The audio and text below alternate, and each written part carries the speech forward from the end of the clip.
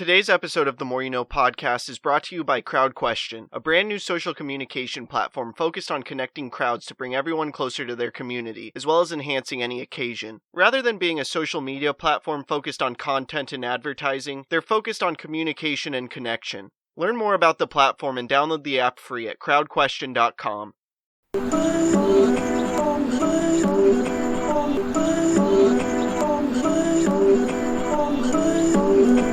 I'm just trying to make it all make sense. Today's More You No podcast. Today I want to talk about aspects of practicing unselfish thinking that John C. Maxwell discusses in his book How Successful People Think. Unselfish thinking provides immense value not only to yourself but others, and it often delivers a greater return than any other kind of thinking. Yet unselfish thinking is not a popular state of mind, and not many people practice it, but with that being said, it has the potential to change your life in amazing ways. To shed light on the importance of practicing unselfish thinking, I now want to go through some benefits that John shares in his book. The first benefit is that unselfish thinking brings personal fulfillment. There's few things in life that bring greater personal rewards than helping others and thinking unselfishly. The second benefit that unselfish thinking provides is that it adds value to others. When you get outside yourself and make a contribution, you really begin to live through helping others. From here, the third benefit is that unselfish thinking encourages other virtues. If you can learn to think unselfishly and become a giver, it becomes easier to develop gratitude, love, respect, patience, discipline, and many other virtues. Next, the fourth benefit is that unselfish thinking improves your quality of life. The spirit of generosity that's created by unselfish thinking gives people an appreciation for life and an understanding of its higher values. From here, the fifth benefit that unselfish thinking provides is that it makes you part of something greater than yourself. Focus on being something greater than yourself instead of trying to be great.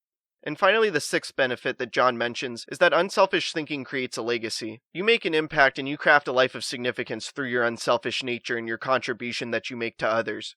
And now that we understand the benefits of unselfish thinking, I now want to explain how to experience the satisfaction of unselfish thinking. These are recommendations that John has to begin cultivating the ability to think unselfishly. Number one is to put others first. Understand that the process begins with realizing that everything's not about you.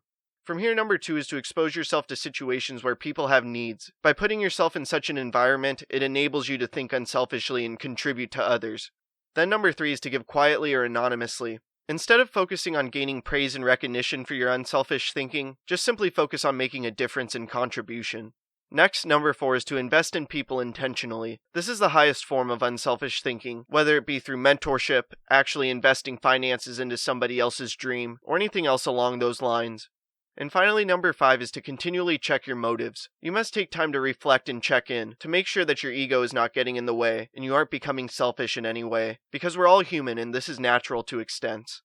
Unselfish thinking is so underrated and vital to implement in your life. As with any state of mind, it just takes practice, and with time you'll develop a mindset surrounding it. If you're somebody who wants to make a tremendous impact in this world doing amazing things as well as craft a life of significance, you must understand that unselfish thinking is the foundation for doing so.